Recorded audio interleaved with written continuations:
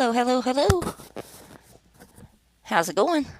Okay, in Psalms 24:1, the Psalm of David, the earth is the Lord's and the fullness thereof, the world and those that dwell therein.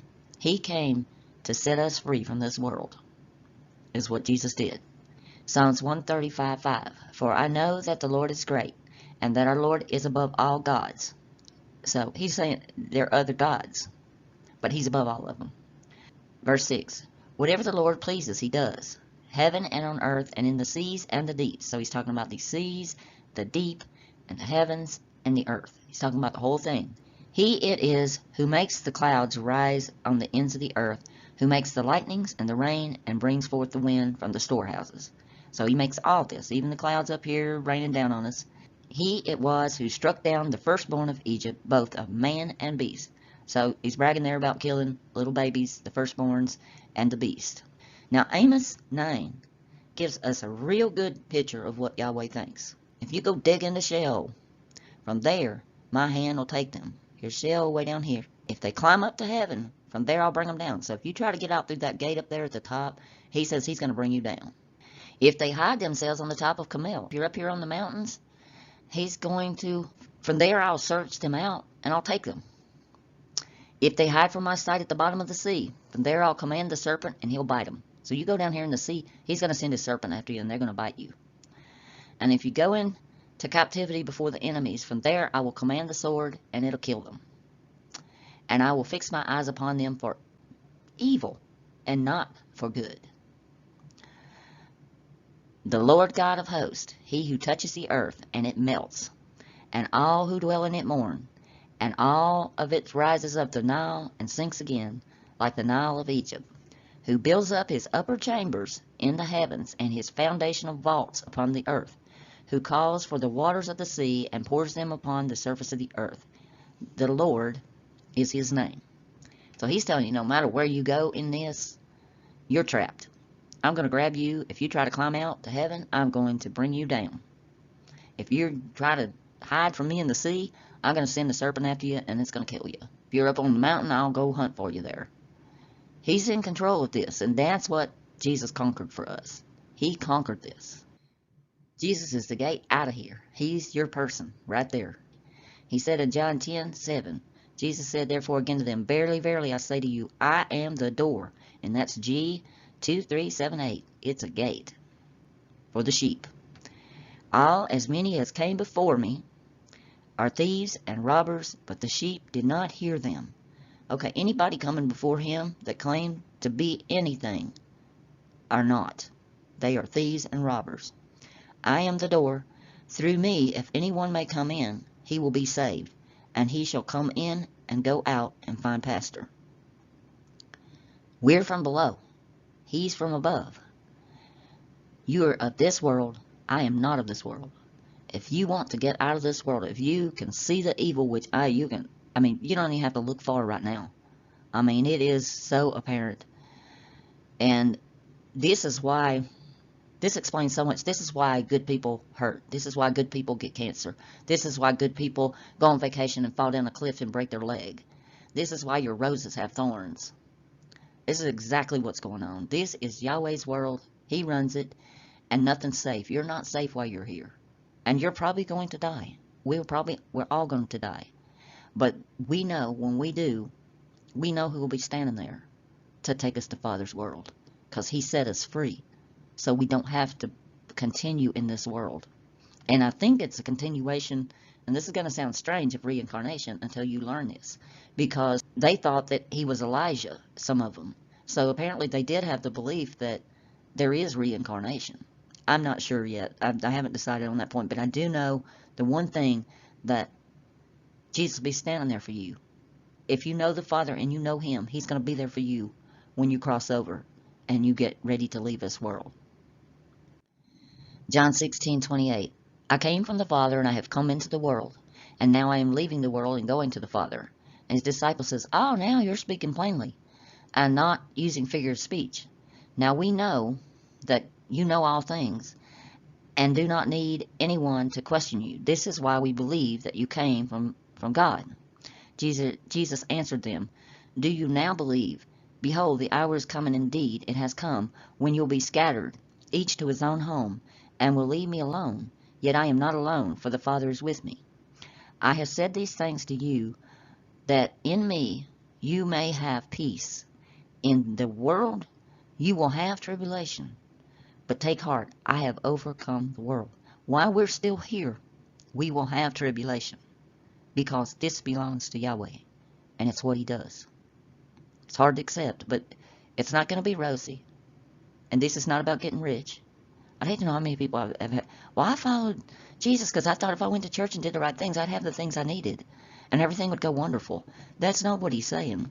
He's saying if you want to live after you die from this body, you have to believe in him, and you have to believe in Father. But while you're still here, you're going to have tribulation. It's not going to be pretty. Mark 8:25. After that, he put his hands up again upon his eyes and made him look up, and he was restored and saw every man clearly. Luke 21:28. And when these things begin to come to pass, then look up and lift your heads, for your redemption, your ransom that's been paid in full, draws nigh. Look up to Father's world. Don't be looking to this world. Look up, look to Father, look to Jesus. When all this stuff starts happening that's bad right now, it's going to be time to look up because he's coming. This was when he restored the guy's sight. He made him look up. Why did he make him look up? Because Father's world is up, not down. He's from above, not below. And when all the bad stuff starts hitting like it is right now, and we know we're looking at the last days and the last time, look up, keep looking up. Don't stop looking up for him. This is what I was talking about. The kingdom Jesus taught was not the Jewish worldly kingdom established here. This is Yahweh's world, not Father's world. Matthew 8:11, I tell you, many will come from the east and the west and recline at the table with Abraham, Isaac, and Jacob in the kingdom of heaven. And the sons of the kingdom will be thrown into outer darkness. In that place there will be weeping and gnashing of teeth. This is two separate kingdoms. This is the kingdom of heaven, and this is the kingdom established here on the earth. Judaism doesn't have an otherworld thought about there being another place. Their mission is that the kingdom of God will be established right here in this world, and that the kingdom is going to be ruled right here, not another kingdom established outside of this world. So when he made these statements about the worlds, he was breaking totally from the Torah and from the Judean beliefs in an established place here on earth. There's not going to be no established place here on earth. He said he goes to prepare a place for us, and he'll come and gather us and take us where he is. So it's not here. He told us in John 14, let not your hearts be troubled. Believe in God, believe also in me. In my Father's house are many rooms. If it were not so, I would not have told you that I go to prepare a place for you. And I go and prepare a place for you. I will come again, and I will take you to myself, that where I am, you may be also. Not here. And you know the way to where I am going. Thomas said, Lord, we do not know where you are going. How can you say we know the way? And Jesus said to him, I am the way, and the truth, and the life. No one comes to the Father except through me. And if you had known me, you would have known my Father. Also, from now on, you do know him, and you have seen him. Philip said, Lord, show us the Father, and it is enough for us. And Jesus said, have I been with you so long, and you still do not know me, Philip? Whoever has seen me has seen the Father. How can you say, show us the Father? Do you not believe that I am in the Father, and the Father is in me? The words that I say to you, I do not speak of my own authority, but the Father who dwells in me does his works. So he is going to take us to a place that is prepared for us. I think that Father's world won't have the flaws that this world has. It won't have the pain, the suffering, the thorns on the roses, the snakes on the ground to bite you. All those kind of things I think will be gone. I trust his words. And he tells us in Mark 13:32, but concerning that day and that hour no one knows, not even the angels in heaven, nor the Son, but only the Father. Be on guard. Keep awake, for you do not know when the time will come. It's like a man going on a journey, and when he leaves home, he puts his servants in charge, each with his work, and commands the doorkeeper to stay awake. Therefore stay awake, for you do not know when the master of the house will come, in the evening or at midnight, when the rooster crows, in the morning, lest he come suddenly and find you asleep. And what I say to you, I say to all, stay awake. That means stay on your toes, keep talking, keep trying to get people to hear. Luke 12:35. Stay dressed for action. Keep your lamps burning. Be like men who are waiting for their master to come home from the wedding feast, so that you may open the door to him at once when he comes and he knocks. He's going to knock on each person's door, and you better be ready. Blessed are those servants whom the master finds awake when he comes. Truly I say to you, he will dress himself for service and have them recline at the table, and he will come and serve them. If he comes in the second watch or in the third and finds them awake, blessed are those servants. We can't rest. We can't say, oh, I've done enough. No, it's not enough. You have to keep on keeping on. But know this, that the master in the house had known at the hour the thief was coming, he would not have left his house to be broken into. You also must be ready, for the Son of Man is coming at an hour you do not expect. Peter said, Lord, are you telling this parable for us or for all? And the Lord said, who then is the faithful and wise manager, whom the master will set over the household, to give them their portion of food at the proper time? Blessed is that servant whom his master will find so doing when he comes. So he wants to find us still talking about the word, still spreading the word, still being awake. This is me when my family catches me catnapping. I'm not sleeping, I'm just resting my eyes. But we have to stay awake. We have to be on top of it, and we have to keep studying, keep seeking, keep knocking, keep on letting people know, even if they don't want to hear it sometimes. This requires action on our part. I see people throwing away the entire Bible and saying, well, the New Testament is fake or the Old Testament is fake and la la la, and they end up just tossing the whole Bible. I have not given up. Jesus is there. He's always been the constant in all of this from the very start. And he's told us, he said, ask and it'll be given to you.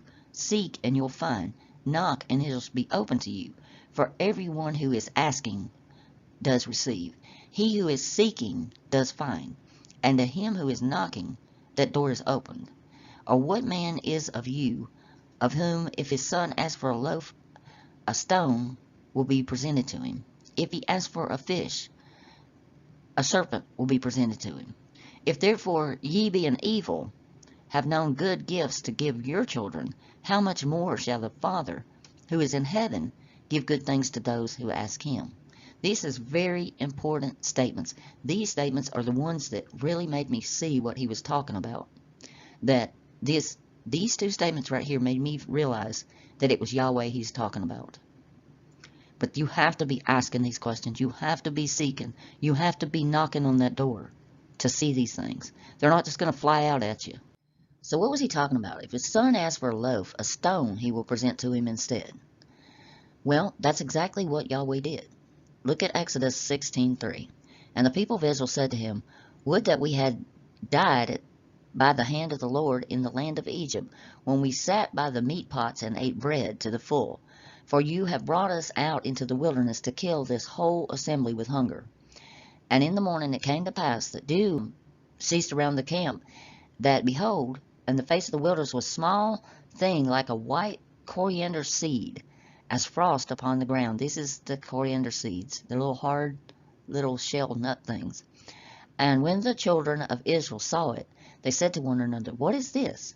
For they knew not what it was. And Moses said to him, this is the bread which the Lord has given you to eat. So this is what he sent. This is that which the Lord has appointed. Gather it for each man for his family, a homer for each person, according to the number of your souls. Gather each of you with his fellow lodgers. Okay?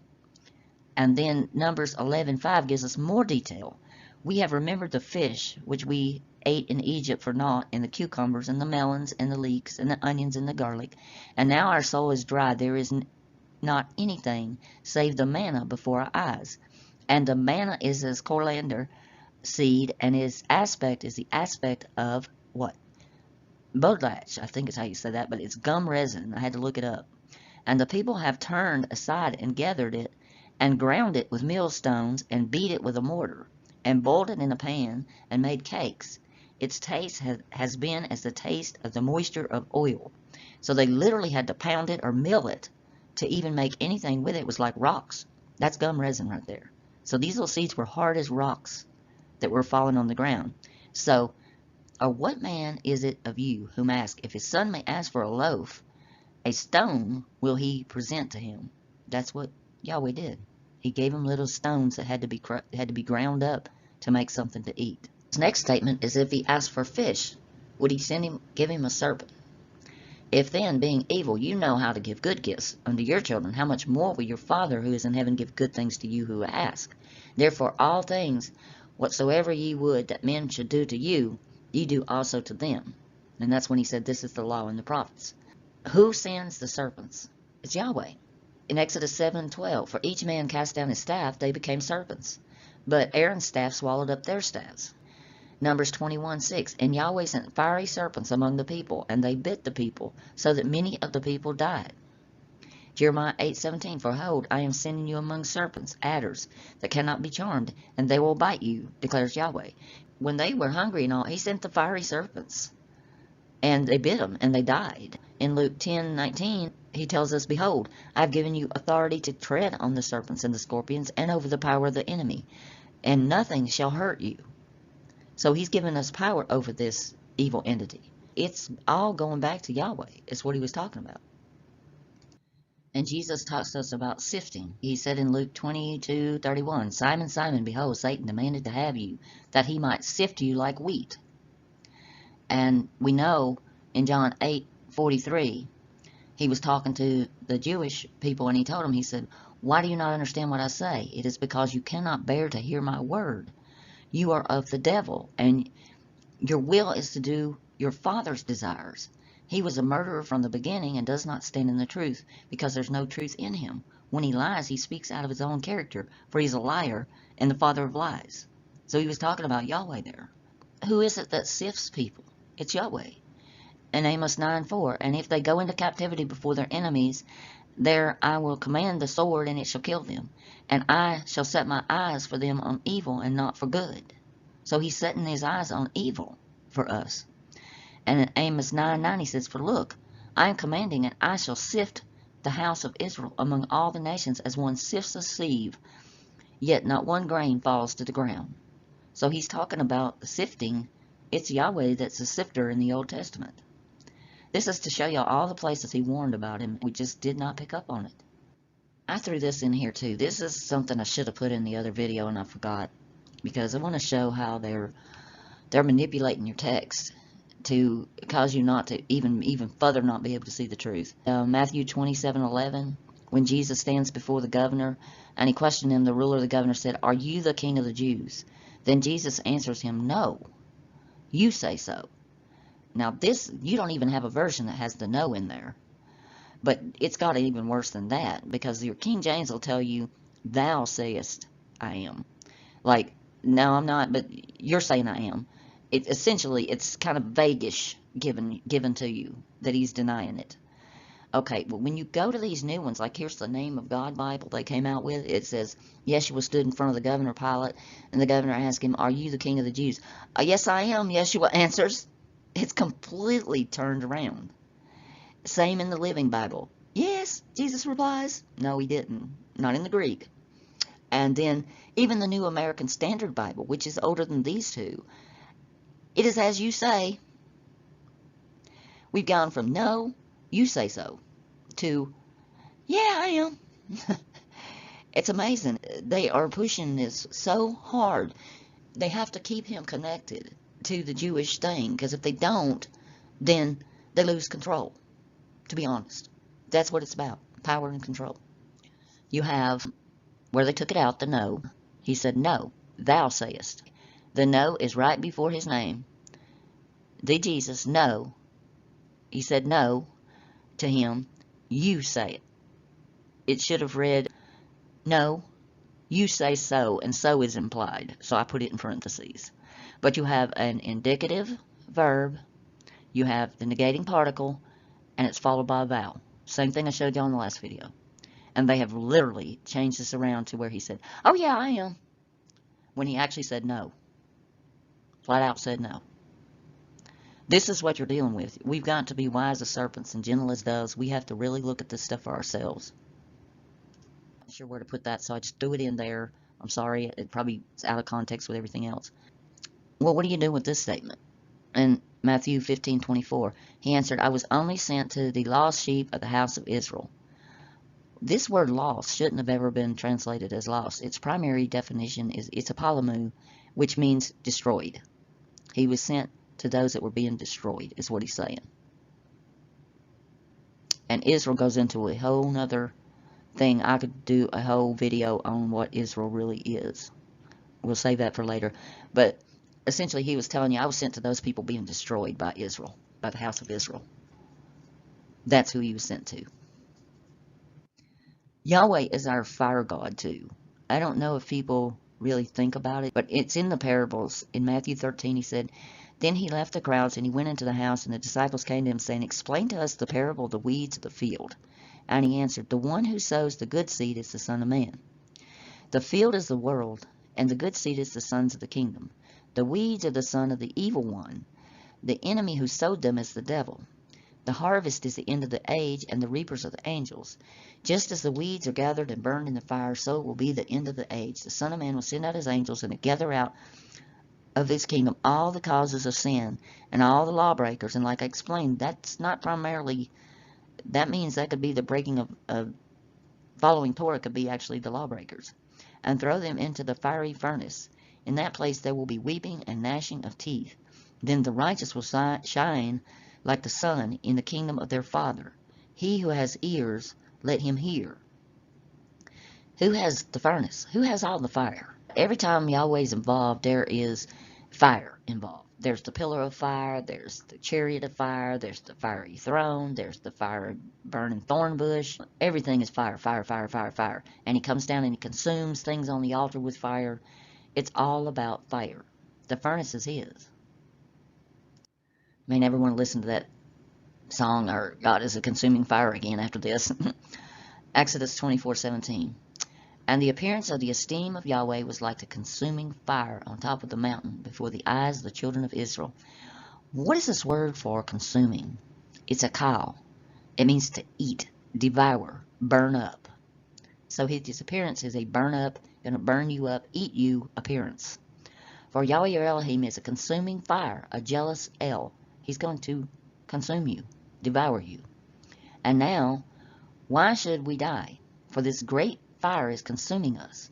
If we hear the voice of Yahweh our Elohim any more, then we shall die. They knew they were going to die. "And ye shall know today that Yahweh your Elohim is he who is passing over before you as a consuming fire." He does destroy them and subdue them before you. So you shall dispossess them and destroy them quickly, as Yahweh has said to you. He's going to destroy the people in front of them too. "Smoke went up from his nostrils and consuming fire from his mouth. Coals were kindled by it. And Yahweh shall cause his excellent voice to be heard, and show the coming down of his arm, with a raging wrath, and a flame of consuming fire, with scattering downpour of hailstones." Here we have again this fire-breathing dragon scene. "In the heat of his displeasure he has cut off every horn of Israel. He has drawn his right hand from before the enemy, and he burns against Jacob like a flaming fire, consuming all around. As the noise of chariots they leap over the mountaintops, and as the noise of flaming fire consuming stubble, as a mighty people set in battle array." This consuming fire, the stubble that Jesus says they're going to be thrown like stubble, like branches thrown off, that's Yahweh. That's where they're being thrown, to him. And they'll be wasted, destroyed, consumed, devoured, just like it says in here. Now, why we couldn't see this before, I don't know. This was a Middle Eastern picture I saw in an article I read. Look at the horror on that child's face. They're doing a sacrifice here, and they pray over it. And I think this one was to Allah. Read Leviticus 1:5. And he shall slay the bull before Yahweh, and the sons of Aaron and the priests shall bring the blood and sprinkle the blood all around the slaughter place, which is at the door of the tent of the appointment. And he shall skin the ascending offering and cut it into pieces. And the sons of Aaron and the priests shall put the fire of the slaughter place and lay the wood in order on the fire. And the sons of Aaron and the priests shall arrange pieces, and the head and the fat, and the wood which is on the fire of the slaughter place. And its entails and its legs he washed with water, and the priest shall burn all of it on the slaughter place for an ascending offering made by fire, a sweet fragrance to Yahweh. If you went to church and they sprinkled blood all around the slaughter place of the church, all over everything, how would you feel if they, let's all go watch us kill a cow and sprinkle the blood all over the place, and we can start our service to Yahweh? That's basically what it's saying. And see, Jesus told us, and if they had known what it means, I desire mercy and not sacrifice, you would not have condemned the guiltless. It's like, this is just nuts. And Matthew 21:16, and he said to them, do you hear what I'm saying? And Jesus said to them, yes. Have you ever read, out of the mouth of babies and nurslings you have perfected praise? Because children understand this is evil. We're born knowing that that's evil. And Jesus went into the set-apart place of Elohim and drove out all those buying and selling in set-apart place, and overturned the tables of the money changers and the seats of those who sold doves. Because he didn't want to be seeing them slaughtering things, because it was wrong, it was evil. Okay, here's another example. This is a black mass that was done in Mexico State of Veracruz. And there you can see the goats strung up here, and these are Satanists. And this was photoed for this article. Okay, here is the Passover sheep slaughter in Israel. Do you see any difference in these two things? Any at all? Would you not be sick on your stomach going to either one of them? Please explain the difference to me in either one of these. There is none. Because it's the same deity.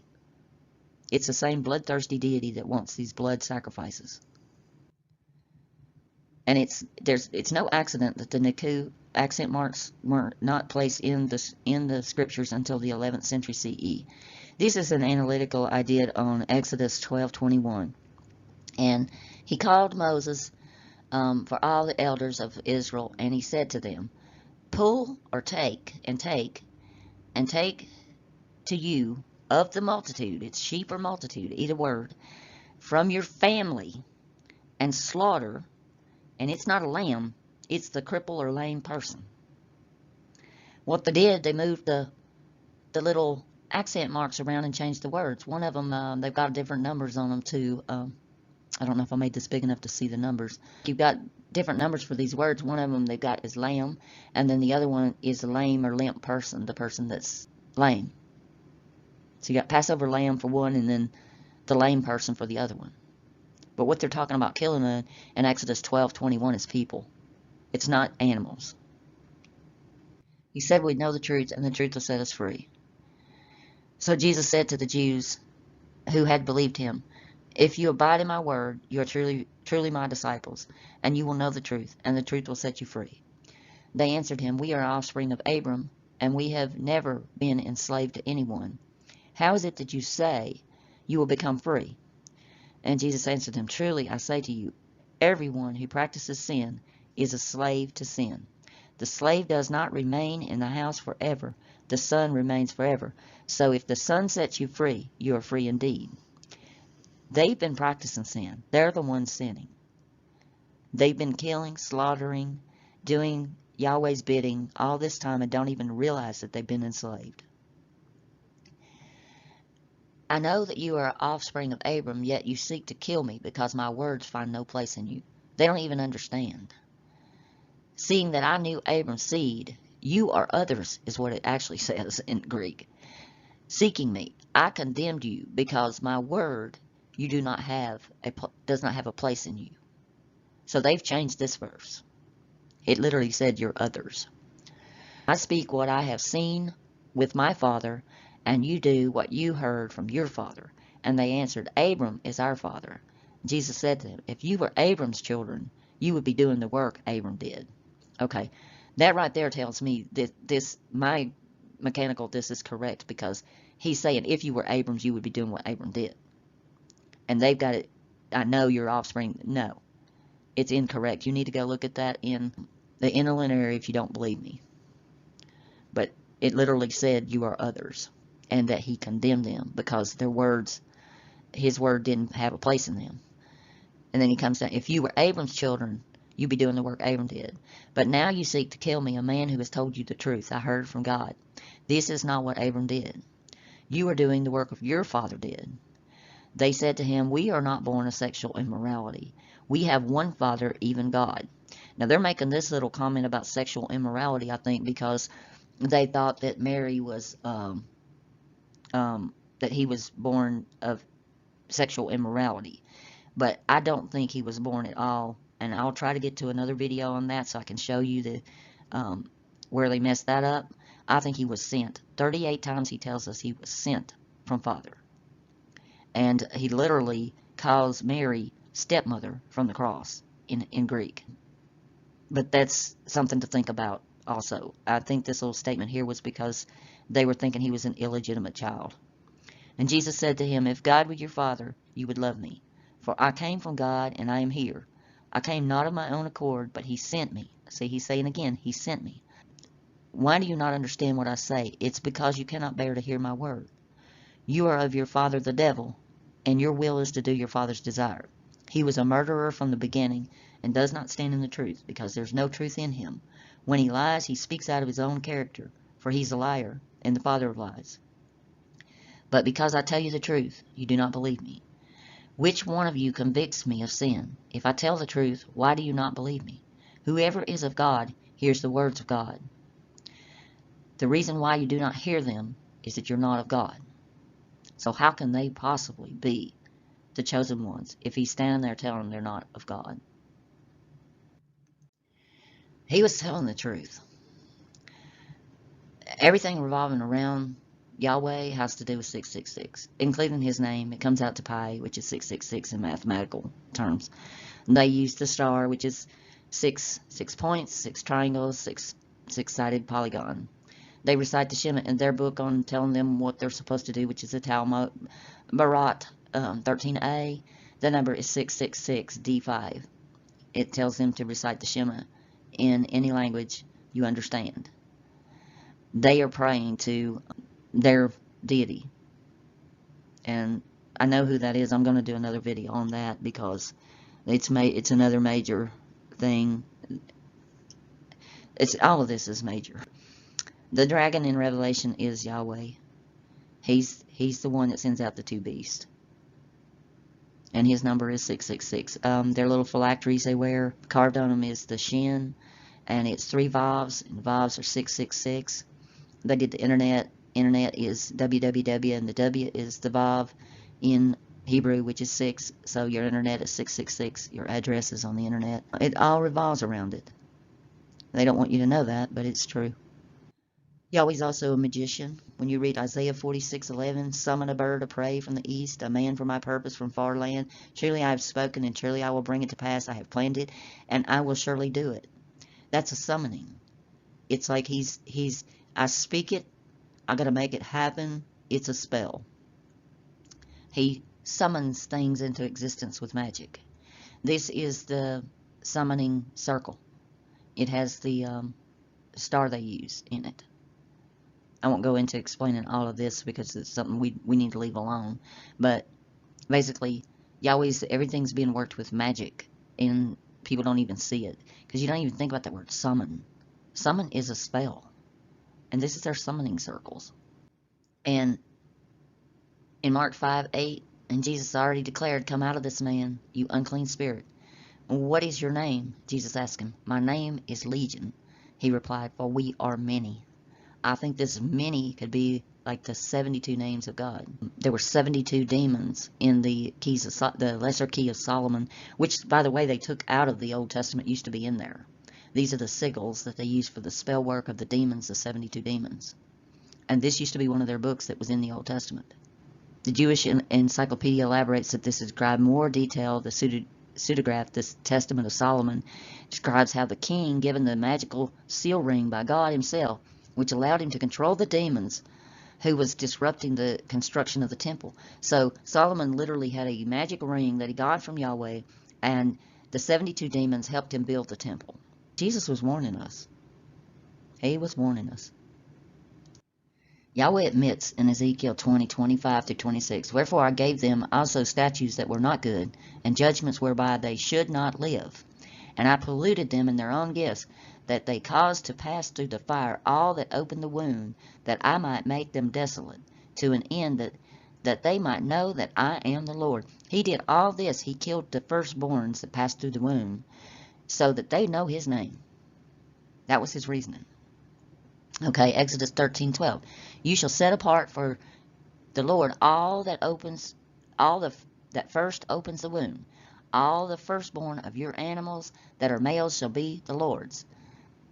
So it's firstborns and animals. Numbers 3:12. "Behold, I have taken the Levites from among the people of Israel, instead of every firstborn that opens the womb among the people of Israel. The Levites shall be mine.